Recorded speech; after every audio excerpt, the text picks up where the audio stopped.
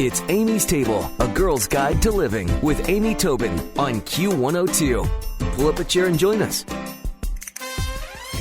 Americans are obsessed with grilling, and here to help master the backyard grill is Chef David Guas. He's the award-winning cookbook author, restaurant chef, and host of Travel Channel's High Heat, High Stakes grilling competition show, American Grilled. And he's joining me today on Amy's Table to talk about his book, Grill Nation, 200 surefire recipes, tips, and techniques to grill like a pro. Hi, David. Welcome to Amy's Table. Hey, how are you? Well, what a topic, first of all. I think that if anything can spark a little debate, get things heated up, it is people talking about grilling. Everyone has their favorite recipe, technique, but I'm glad we're going to get the real deal information we need from you today, and let's just jump in. Give us a little Grilling 101. Well, it's really about whatever your preference is, from charcoal to gas to hardwoods, or a combination of the three. And don't be scared to just get out there and practice and play around with something. I think that's the biggest fear. Is people think they're going to do something wrong, or they're going to oversmoke something, or overheat it, or overcook it. And really, it's about just learning your grill. Well, let me ask you, do you have a preference over gas or wood or charcoal? Obviously in the book we talk about, everything, because we want people to understand that it can be done with any tool that you have, any type of grill that you have. Myself, I was raised in a house that was all natural charcoal. My dad cooked that way, and therefore that's how I cook. Right. I never questioned it. I just accepted it, and now I appreciate it, and I'm very grateful that that is the way he showed me. I know no other way. I have cooked on gas grills, of course, but never owned one. Well, it's funny because I agree that charcoal is so amazing, and of course wood is amazing too. But for me, it's the convenience of every night. I don't necessarily have the time, to set up a charcoal fire as opposed to going and pushing the little starter button on my gas grill. But sure, yeah. So that is a real life and real world situation. So, it is. If you can find a way that is a little faster, and you can kind of balance, your weeks out that way, where it may be a Monday push of the button and get the gas grill going, as opposed to the slower, a little bit more relaxing weekends that some people have, that, you have a little bit more time to throw some charcoal in the chimney starter and get it going. Exactly. Well, I like that you say we can play around with all of them. But, aside from the fear people have of grilling, what do you think are some of the mistakes that people make that are easiest to correct for a successful grilling experience? A lot of people kind of grew up and learned to just pile up a bunch of charcoal in the center of the grill, or scatter it the full bottom. If you can kind of take what normally you do, the amount-wise, cut it in half, and zone your grill. Put it in one section, or half of it, or a third of the grill, and pile up your charcoal that way. Get it going, and so in the case of a gas grill, it would be, don't fire up all the grills, all the thermostats, and all the burners. Give yourself a landing spot for protecting your proteins, your veg, with some indirect heat.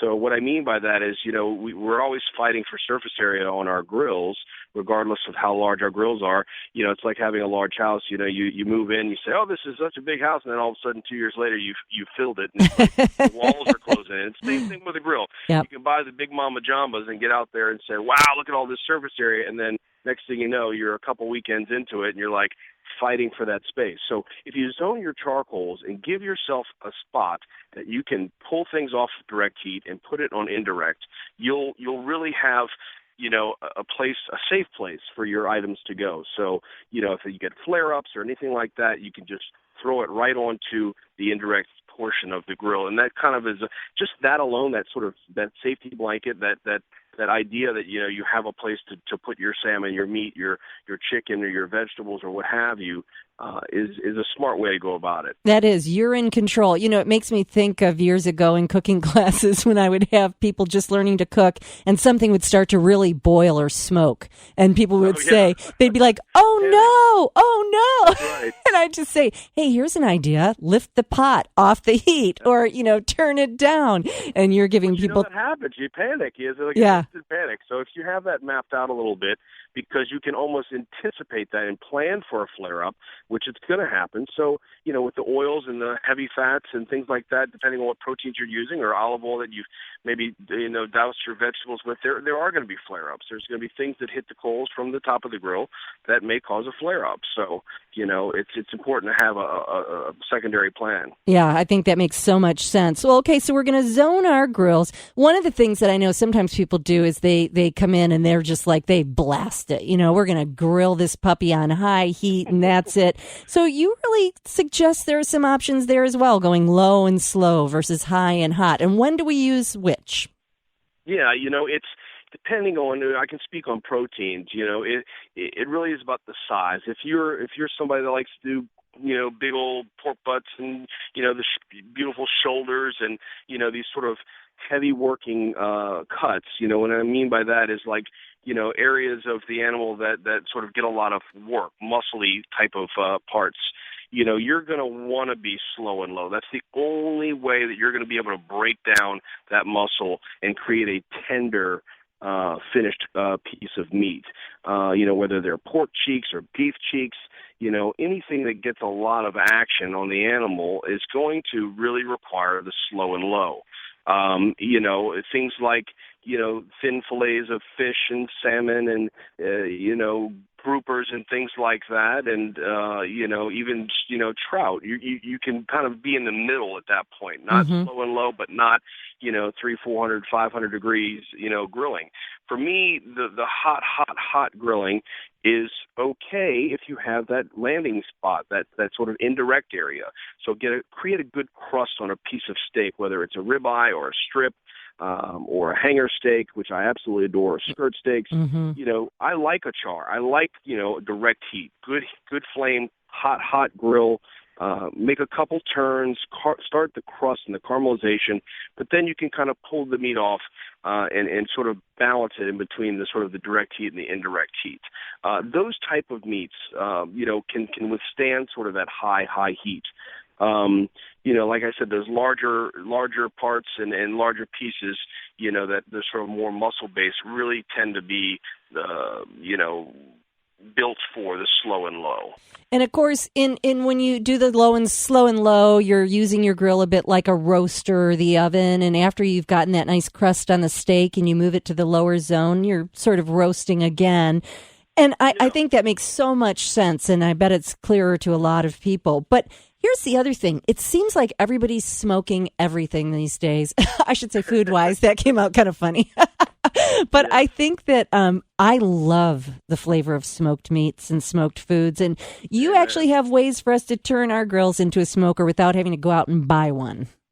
That's correct. I mean, there's all kind of techniques. I mean, for me personally, I'll lift that bottom grill and I'll put a pan of water in the belly of my grill, and then I'll have some chips that I've soaked or chunks. I prefer the larger pieces of wood because they're gonna smoke in a more gradual and slower way.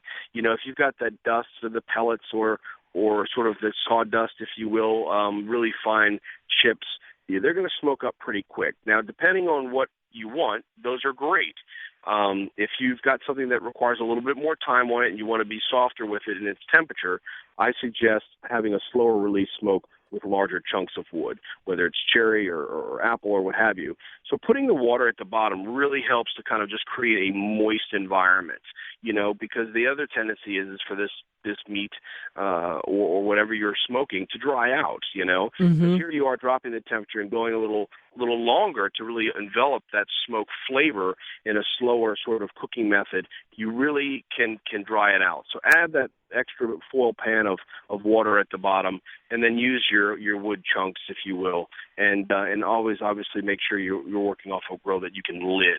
And now you want a little bit of airflow at the bottom in your flue because you don't want to completely put your fire out. So creating a very, very small cross ventilation to keep your fire going, but obviously not invite flare-ups is kind of the key. Well, I've got to tell you, this is really a good companion for your summer grilling, and of course will inspire you to grill year-round. It's Grill Nation, 200 surefire recipes, tips, and techniques to grill like a pro by David Guas. And, I'm looking at one thing that I know people have a lot of questions about, and that is grilling fish and shellfish. And just send us off today with a tip for grilling a great piece of fish on our backyard grill. Know that sort of the oil content is really important, again, about the flare-ups. So salmons tend to be sort of oilier and mackerel and bronzino and things like that from the mackerel family. But, for the most part, having that protective area of that indirect is really key. And you really want a hot grill for fish because they tend to stick. So really the only way around that is coating your grill really well with a little bit of oil before you get started and make sure that guy is super hot. There you go. That's going to release the fish and not give you those little tiny pieces of stuck fish all over your grill. And you know what? Also use the skin on to insulate it. You may not want to eat the skin depending on what fish it is, but keep it on if you're going to slap it under the grill. That really will help buffer the fish.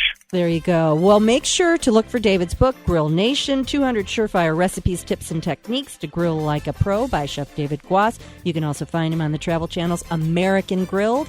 And David, thank you so much for all the information today. It's going to make everybody's summer a little bit more delicious. Thanks for having me. I appreciate it. Stick around for another helping from Amy's Table on Q102. Q! It's Amy's Table with Amy Tobin. Yeah. Q102. Finally, a bed that senses snoring and automatically responds. Meet the Ergo Smart Base from Tempur-Pedic, our first system that detects snoring, then automatically adjusts by raising the bed. And now, during the Tempur-Pedic Summer of Sleep, all Tempur-Pedic mattresses are on sale, with savings up to $500 on adjustable sets. Get your best sleep, all night, every night. Learn more at TempurPedic.com. Be the candidate investment firms are looking to hire. Become a CFA charter holder. Stand out for having the skills to thrive in the competitive investment industry. Visit CFAinstitute.org/learn to find out more about the Level 1 CFA exam. This is Peacock. I love it! It's streaming your favorite shows, movies, live sports, breaking news, exclusive originals. It's The Office. That's what she said. Chrisley Knows Best. It's gonna be Todd's Way or the Highway. And Peacock original shows like Punky Brewster. Holy macanoli. So whether you're in the mood for every live WWE pay-per-view or every episode of Law & Order SVU, Peacock's got you covered. Peacock.